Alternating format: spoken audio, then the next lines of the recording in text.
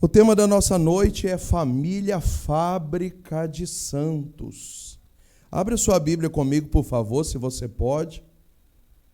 Evangelho de São Mateus, capítulo 5, versículo 48.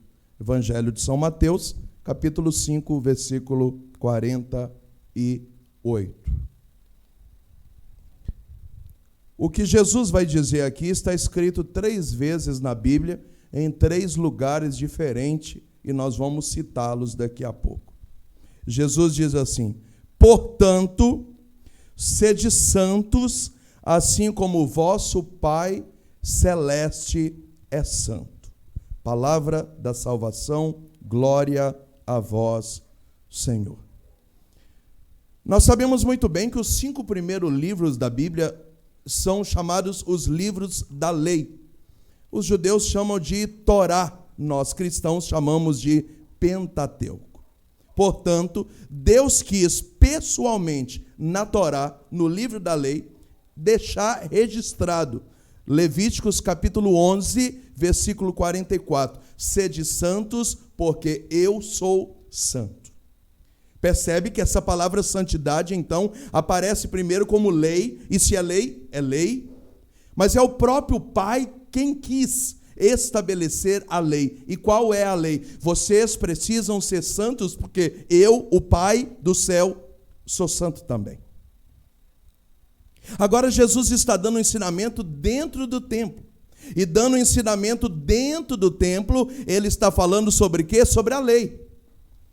E é interessante que os fariseus e os publicanos estão olhando para Jesus para ver se ele não vai vacilar na lei. Eles querem saber se Jesus tem a lei decorada. E agora Jesus dentro do templo, com aquela expectativa, aquele tanto de olheiro olhando para ele, e Jesus então repete o que nós acabamos de ler. Portanto, vocês precisam ser santos, como o Pai do céu lá no Antigo Testamento disse que todos devem ser santos. E é claro que Jesus saiu muito bem, o seu discurso é perfeito, mas ele caminha repetindo a mesma lei que a própria boca do Pai repetiu. O tempo passa, e agora quem está pregando para os judeus é São Pedro. E São Pedro, o nosso primeiro Papa, o líder da Igreja de Cristo, Pedro, que é pedra, também está pregando sobre a lei, e ele está sendo muito questionado. E então ele diz, na primeira carta de São Pedro, capítulo 1, versículo 16, ele diz assim: irmãos, está escrito, sede santos como o vosso Pai do céu é santo. Recapitula comigo então essa introdução. No Antigo Testamento, o próprio Pai, com a sua própria boca, deixou a lei. Eu sou santo e vocês têm que ser santo como eu sou. Agora Jesus, pregando sobre a lei, repete a palavra do Pai. Vocês precisam ser santos porque o meu Pai é santo, e ele deixou isso na lei. Agora é São Pedro que está pregando sobre a lei de novo, e ele diz, está escrito, vocês precisam ser santos como o Pai do céu é santo. Então o próprio Pai deixou essa lei, Jesus replicou essa lei e Pedro replicou de novo essa lei. É por isso que o Catecismo da Igreja Católica diz que o chamado universal do ser humano é a santidade. Portanto, na Bíblia não está escrito sede pais, sede namorados, sede noivos, sede avós. Não. Na Bíblia está escrito sede santos. A lei é essa. Vocês precisam ser santos. E sendo santos, então vocês começam a namorar. E sendo santos, vocês ficam noivos. E sendo santos, vocês se casam. E sendo santos, vocês têm os vossos filhos. E sendo santos, vocês terão os seus netos. Portanto, um desequilíbrio que acontece atualmente na família é porque as coisas não partem a partir da santidade, elas partem a partir de outras coisas. E isso não se aplica só à família. Primeiro eu preciso querer ser santo para depois eu querer ser um missionário, porque senão eu não serei um missionário santo. Primeiro eu preciso querer ser santo, porque é o meu chamado universal, para depois eu desejar ser sacerdote. Senão eu não serei um sacerdote santo. Primeiro eu tenho que desejar ser santo, para depois eu então começar uma vida de patrão. Senão eu não serei um patrão santo. Quando a igreja diz que o chamado universal do ser humano é a santidade, a igreja quer dizer, baseado nos 3 momentos onde esse texto é citado, que nada na vida do ser humano vai prosperar se não tiver como base, como pano de fundo, um desejo primário pela santidade e pelo céu. Portanto, a sua família está sendo chamada nessa noite como a fábrica dos santos. Por quê? Porque todos os santos que você conhece vieram de uma família. A própria Trindade, que é santa, decidiu ser família, Pai, Filho e Espírito Santo. E nós veneramos a Sagrada Família, Jesus, Maria e José. Portanto, é o vínculo da santificação à família. E é isso que o Catecismo da Igreja quer nos dizer, que todas as coisas vão fluir na nossa casa a partir de uma honestidade, de um desejo sincero em querer buscar a santidade. Você pode bater no seu peito na sua casa e dizer: Senhor, eu quero ser santo, o meu casamento precisa ser santo, a minha casa precisa ser santo, os meus filhos precisam ser santos. Senhor, a minha casa é uma fábrica de santos. Tá. Vamos tentar entender santidade de uma forma prática. A primeira coisa que você precisa é enxergar a sua família como uma fábrica de santos. E é interessante que o Eduardo nos trazia ontem que o Papa João Paulo II disse, ele que foi considerado o Papa das famílias, que a família é o santuário. O Papa João Paulo II chamou as famílias do santuário. Na verdade, ele estava repetindo aquilo que foi discutido no Concílio Vaticano II. Dizendo que realmente a família é um santuário. O Eduardo também nos trouxe que o Código de Direito Canônico nos diz que para uma igreja ser elevada a santuário, ela tem alguns requisitos. Ele citou ontem alguns. E eu quero citar um outro requisito. Para uma igreja ser elevada a santuário, ela precisa ter uma relíquia de 1º grau de um santo nela. Todo santuário que você visitar, você pode perguntar onde fica a relíquia. Se ela não estiver exposta no presbitério, ela está próximo do sacrário, em alguma capela ou em algum relicário, onde é colocado, exposto nas festas. O que é uma relíquia de 1º grau? Normalmente é um fio de cabelo ou um pedaço do osso do santo no qual aquele santuário é dedicado.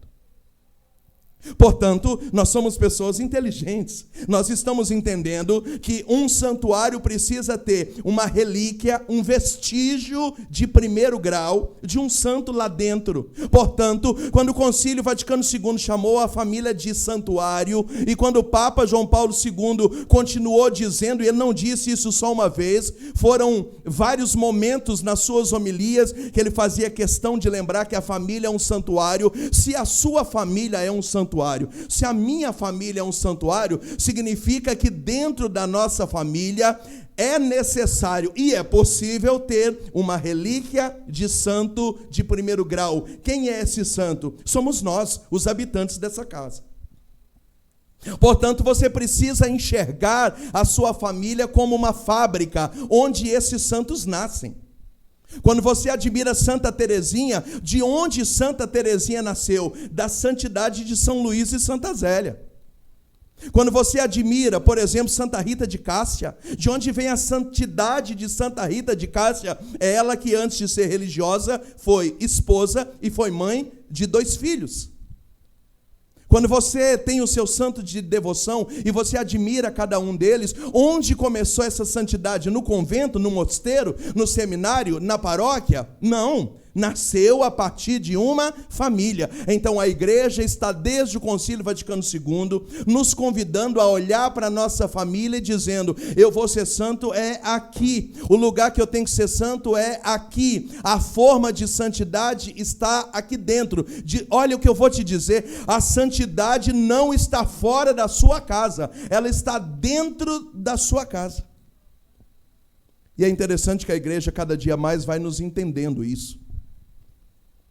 Até pouco tempo atrás, todos os santos que você conhece e os que você não conhece, eram santos que viveram uma vida religiosa. Todo santo tem um hábito. Os homens e as mulheres. Você não conhece na história da igreja os santos que apareceram vestidos de roupas, entre aspas, comuns como nós. Por quê? Porque a ideia ao longo do tempo é isso. Se você quer ser santo, larga tudo e vai para o mosteiro. Termina o seu noivado, vai para um seminário. Larga a sua família, vai morar num convento. Parece que só é possível ser santo quem vive num lugar para rezar o tempo inteiro, para ter missa toda hora e para mergulhar nas coisas de Deus. Então, talvez até, eu não sei se a palavra que eu vou usar é certa, culturalmente, nós fomos sendo adestrados para imaginar que, ciclano agora vai ser santo, está indo para o mosteiro. Ciclano agora vai ser santo, está indo para o seminário. O desejo do coração de Deus é que no dia do casamento seja proclamado sobre esse casal, dizendo: ei, vocês agora estão indo ser santo. Santo aonde? Na casa que vocês vão morar depois da lua de mel. E que interessante, o tempo vai passando, e com a canonização dos pais de Santa Teresinha, que entre aspas tiveram uma vida comum dizendo, trabalham, lavam, passa, cozinha, cria os filhos, reza o texto no final do dia, abençoa as crianças, vão à missa aos domingos, praticam a caridade, nessa vida aparentemente ordinária, cotidiana, comum, foram santos. Então nós começamos a olhar para os beatos que estão aparecendo, e nós começamos a olhar para eles e dizer, poxa, realmente é isso. Os santos que usam hábito foram santos porque nasceram numa família, num berço que proporcionou essa busca pela santidade, mas também agora nós estamos sendo chamados a sermos santos nessa fábrica de santos que é a família, sem hábito. Usando roupas comuns, acordando cedo, dando mamadeira, trocando fralda, levando criança na escola, agora com aula online, alguns trabalhando em casa, no meio da pandemia, e você vai fazendo tudo isso com santidade. Volto a dizer, a santidade não está fora da sua casa. Você precisa entender isso. Isso é tão forte que eu já vi com os meus olhos e já ouvi, eu não estou inventando. Às vezes você está numa adoração santíssima, num encontro, e a pessoa diz assim, Moisés, eu quero me despedir de você, porque está tudo maravilhoso aqui, mas eu preciso voltar lá para a minha realidade. Fica parecendo que ir embora da igreja e voltar para casa é sair do céu e voltar para o inferno. Fica parecendo que tudo que a pessoa viveu no retiro, no grupo de oração, fica parecendo que tudo aquilo que ela bebeu na adoração ao Santíssimo, nossa, eu estava aqui até levitando, gente, que noite maravilhosa, aqui é o céu, mas deixa eu voltar para casa, para o meu mundinho, para a minha realidade. Parece que ela estava levitando e de repente ela caiu, e voltar para casa passa a ser uma contradição ao que ela viveu na igreja. Portanto, a primeira coisa que é preciso mudar agora, em nome de Jesus, na noite de hoje, é a forma de você enxergar a sua família. E eu vou enxergar como, Moisés? Eu vou enxergar minha família como uma fábrica de santos, como o Concílio Vaticano, como o Papa João Paulo II, hoje São João Paulo II, enxergou, e nós estamos enxergando agora. Isso é tão grave o que eu estou falando aqui, que às vezes as pessoas largam a louça suja em casa, largam a esposa e o marido de qualquer jeito, manda os filhos para a casa da avó ou dos pais, e a pessoa fica socada na igreja de segunda a segunda. Por quê? Porque ela acredita que quanto mais ela estiver na igreja, quanto mais ela estiver num grupo, quanto mais ela aprofundar na igreja, ela vai ser santa. Só que ela não entendeu que a santidade não está lá na paróquia, a santidade está na casa dela. Ela precisa mudar a forma de enxergar as coisas. Por causa disso, tem as pessoas desequilibradas, os casamentos vão mal, a educação dos filhos está mal, mas a pessoa está socada na igreja. Por quê? Porque ela não acredita que a santidade está dentro de casa. Ela acredita que a santidade é compromisso na igreja, compromisso na igreja, compromisso na igreja, só que ela não consegue obter essa santidade, porque a santidade não é da igreja para casa, a santidade é de casa para a igreja. Você está me entendendo? Então você precisa olhar para o seu casamento e dizer: se eu não fizer bem feito o meu papel de marido, se eu não fizer bem feito o meu papel de esposa, se eu não fizer bem feito o meu papel de pai e mãe, se eu não fizer bem feito o meu papel de filho, não adianta eu estar na igreja de segunda a segunda, porque a santidade não vai brotar nas reuniões, a santidade não vai brotar lá com os pregadores, a santidade vai brotar dentro de casa. A forma, a fábrica da santidade está aqui dentro. E esse é o mistério. Talvez é um assunto difícil de tratar, porque as pessoas talvez não entendem, mas tem dia, por exemplo, que você não consegue rezar o terço. Mas como é que eu vou ser santo se eu não rezar o terço? Mas você não rezou por quê? Porque você está com um menino doente, o outro está com febre, você tem que acordar cedo, você não dormiu de noite, tem a casa para arrumar, então você começa a arrumar a casa e cuidar das crianças, e você faz comida, e você arruma a torneira que está vazando, então você vai resolver um problema da eletricidade, e você mexe, e quando chega a noite, isso não é santidade não? Responde para mim, isso não é santidade não? Principalmente você que é casado. Eu estou tirando um peso das suas costas, porque São Paulo disse: os solteiros cuidam das coisas de Deus, os casados cuidam das coisas do mundo. O que é que São Paulo quis dizer quando ele diz que os casados cuidam das coisas do mundo? As coisas do mundo não são as coisas do pecado, não. É pagar conta, ir na farmácia, vacinar a criança, ensinar dever de casa, colocar para dormir, educar, ensinar a lavar louça e apanhar cocô de cachorro. E isso é cuidar das coisas do mundo. Então São Paulo está dizendo para aqueles que vão para o convento, para o mosteiro: glória a Deus, dedique-se a Ele. Inclusive no mesmo ensinamento, que é a carta de São Paulo aos Coríntios, ele diz: irmão, se você puder ficar sem casar, é melhor. Por quê? Para cuidar das coisas de Deus, e exclusivamente a santidade. Mas se você sente o chamado a casar, Paulo diz: é melhor casar do que fornicar, ou seja, casa e não fica embromando e caindo no pecado, não, constitui uma família, mas sabendo que os casais cuidam das coisas do mundo, ou seja, a santidade vai passar pelo cotidiano, pelo ordinário, pelo dia a dia da família, porque a fábrica da santidade está dentro da sua casa. Você está me entendendo, meus irmãos? Vocês estão me entendendo? Glória a Deus. Então, a primeira coisa que a gente precisa fazer é mudar a forma de enxergar a casa da gente. Olha o exemplo que eu citei aqui. Nossa, essas lives estão maravilhosas, mas quando a live acaba, eu volto para o meu mundinho. Que mundinho? A live é o céu? A sua casa é o inferno? Eu não entendi. Não é? Olha algumas frases terríveis aí da pandemia. A vida inteira a gente pedia a Deus para abençoar a nossa casa. Quando todo mundo mandou a gente ficar em casa, a gente começou a dizer: eu não aguento mais, porque a minha casa é uma prisão. Gente, você pediu a Deus abençoar a sua casa, agora você está amaldiçoando sua casa, dizendo que lá é um presídio? A sua casa é fábrica de santos ou é fábrica de pessoas que estão pagando penas? Você está chamando seus familiares de quê? De bandidos, corruptos, criminosos? Então você precisa mudar a forma de enxergar a sua casa. E se você não mudar, você vai viver socado na igreja 24 horas e não vai conquistar a santidade, porque você está abandonando os detalhes da sua casa, procurando uma santidade que não está fora dela. É de dentro para fora, não é de fora para dentro. A segunda coisa, se você quiser ter uma família santa, o primeiro então é mudar a forma de enxergar a sua família, e a segunda, arrancar os pecados da sua casa. Aqui eu quero tratar desse assunto de uma forma muito madura, muito tranquila. O nosso discurso aqui não é pecado, vai para o inferno, não pode comungar. Não é esse o discurso. Nosso discurso aqui é santidade, é qualidade de vida, tá bom? Olha o exemplo, o primeiro exemplo que eu vou dar.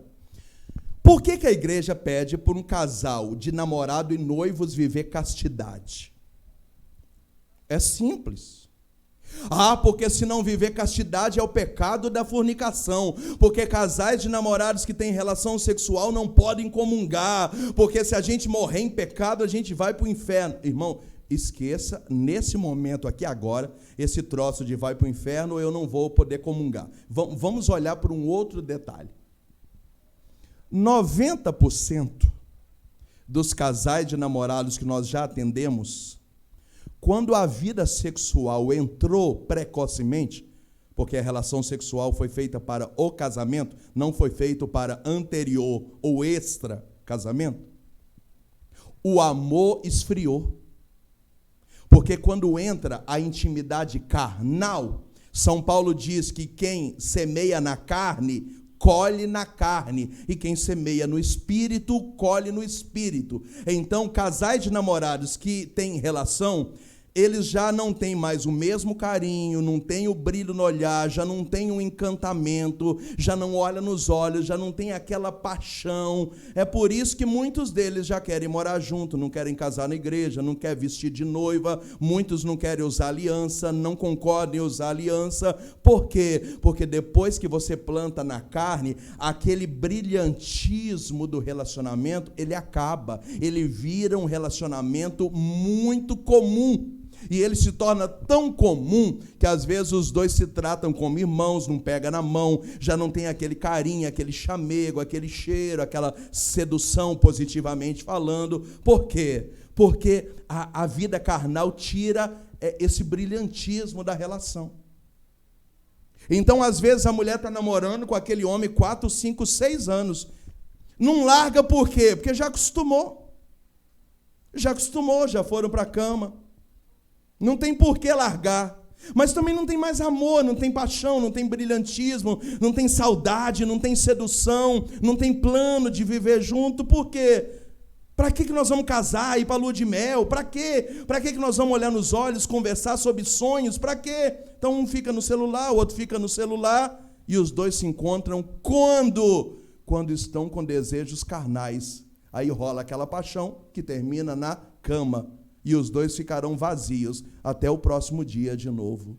Então, quando a Bíblia e a igreja orientam o casal ser santo, não é por causa do inferno, não é para não poder comungar. A Bíblia e a igreja orientam a santidade, sabe para quê? Para melhorar a qualidade de vida dos dois.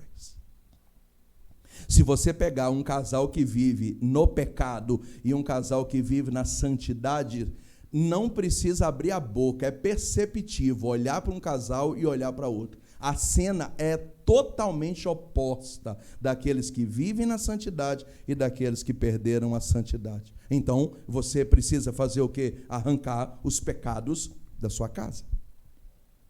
Para que, Moisés? Por inferno? Não, por causa da qualidade de vida. Olha o segundo exemplo que eu vou te dar. Moisés, é pecado eu assistir novela? Gente, pecado não é, e não está escrito em lugar nenhum que é pecado, beleza? Agora eu pergunto, as novelas que você assiste, fala de quê? Ela fala de adultério, de prostituição, de separação, de bebedeira, de ideologia de gênero, de descaso, de corrupção, de filhos mal educados. Aí eu pergunto para você, é isso que você quer para sua casa? De jeito nenhum. Então o detalhe não é ser pecado ou não ser pecado. O detalhe é, eu quero arrancar isso da minha casa para melhorar a qualidade de vida de quem? Do pai, da mãe, dos filhos, do diálogo.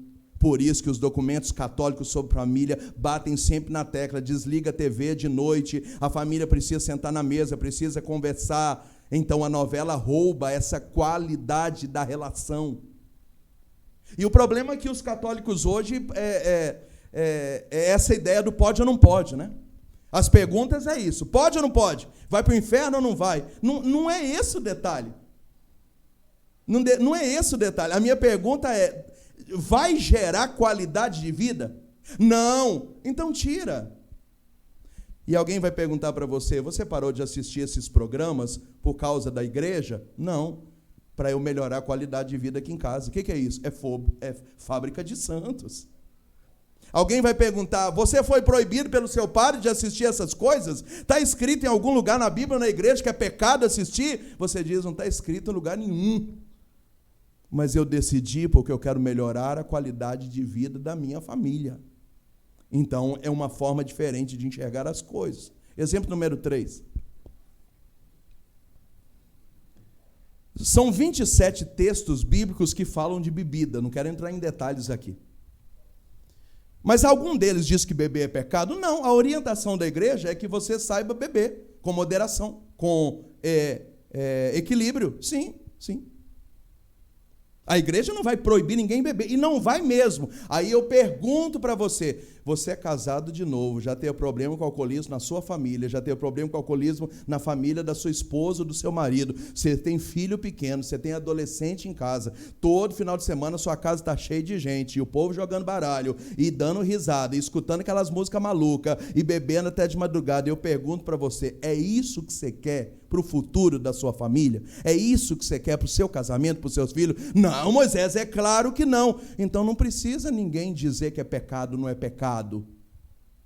É só você dizer, então eu prefiro tirar a bebida da minha casa para melhorar a qualidade de vida da minha família. Para quê? Para preservar o meu casamento. Para quê? Para dar exemplo para os meus filhos. Para quê? Para eu blindar os meus adolescentes. Para quê? Para eu saber moderar os meus jovens. Gente, então a ideia aqui não é inferno ou não comungar. Não. A ideia aqui é você arrancar tudo aquilo que possa atrapalhar o processo da santificação. Exemplo número 4.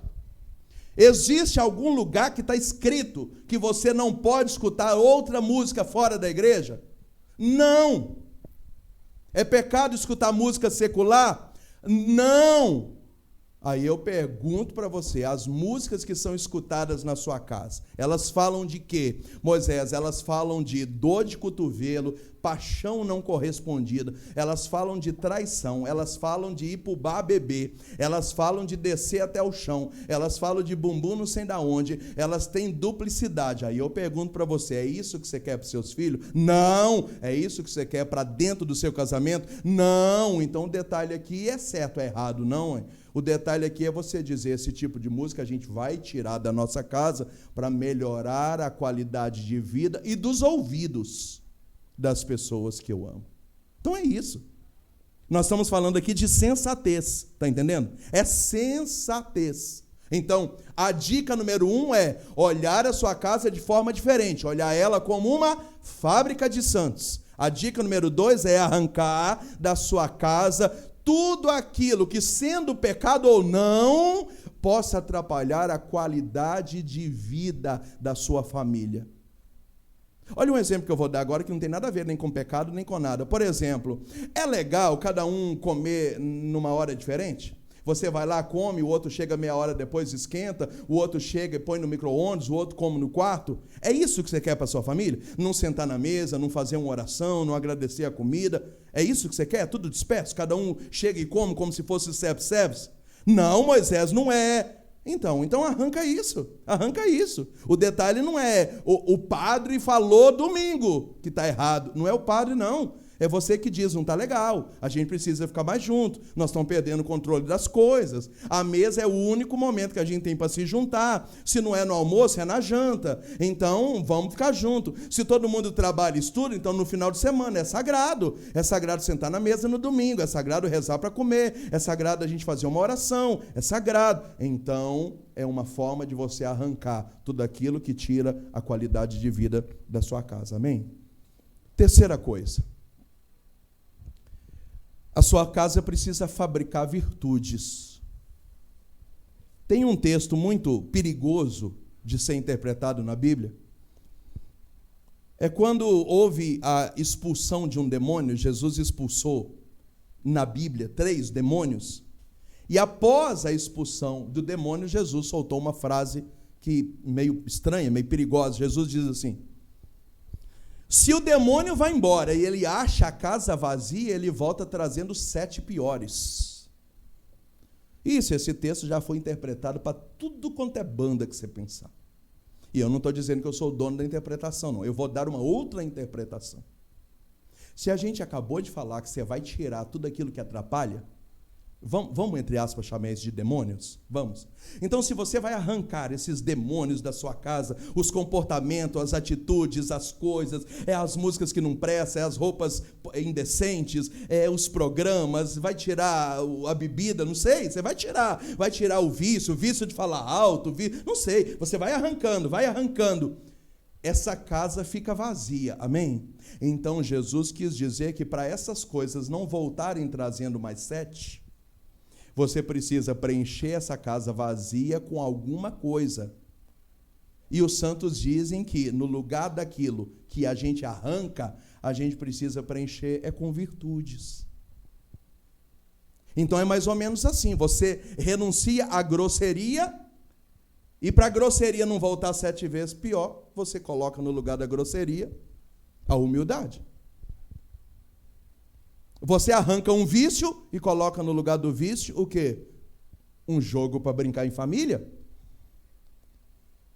É isso que é virtude. Virtude é paciência, virtude é temperança, virtude é autodomínio, virtude é confiança, virtude é humildade, virtude é caridade.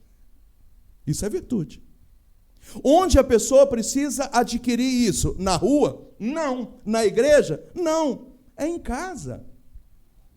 Não é assim que a gente faz com os filhos? Um briga com o outro, a gente fala, pede perdão.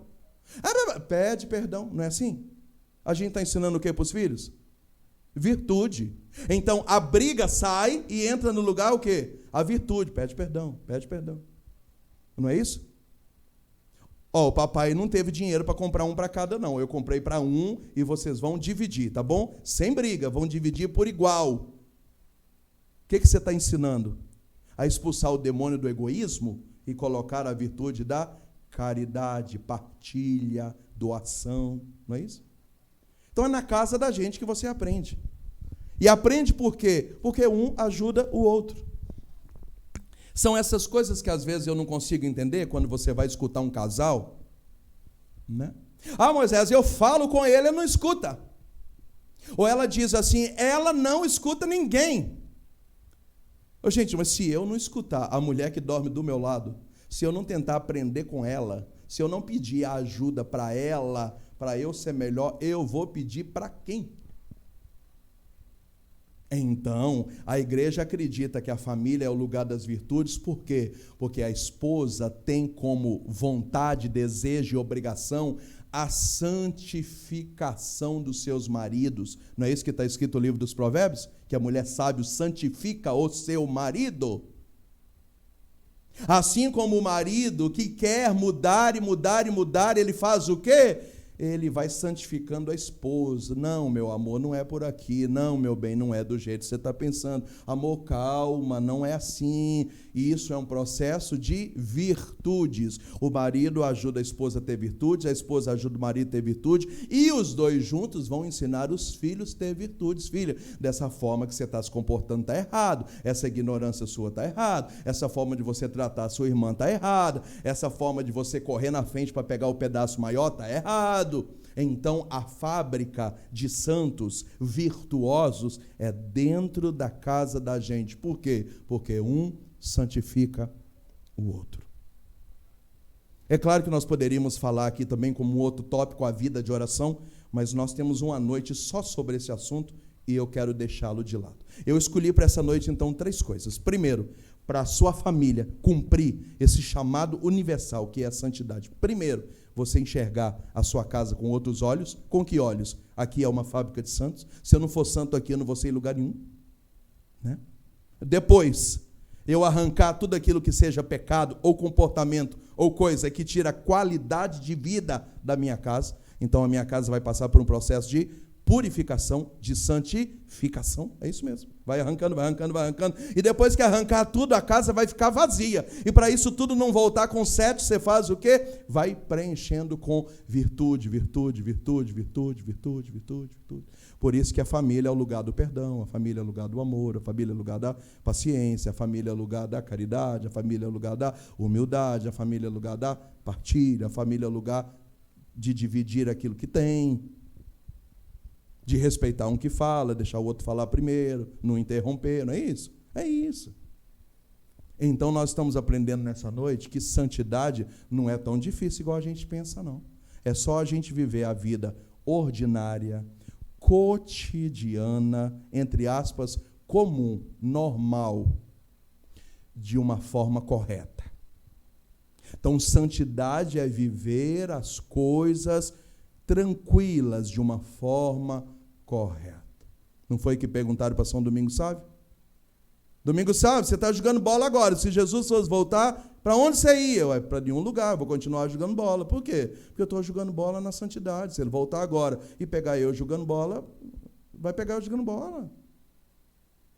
Perguntaram uma vez para Santa Teresinha do Menino Jesus por que era tão difícil ser santo. E ela falou, é difícil porque vocês não querem, porque se você apanhar um papel de bala no chão com amor, isso é santidade. Jogar no lixo. O outro joga, você vai lá e apanha. Parece um desaforo, mas isso é santidade. Então, se Santa Teresinha, mestra da infância espiritual, diz que santidade é apanhar um lixo no chão, São Domingos sabe que foi santo com adolescente, 14, 15 anos, diz, é possível ser santo jogando bola? Imagina.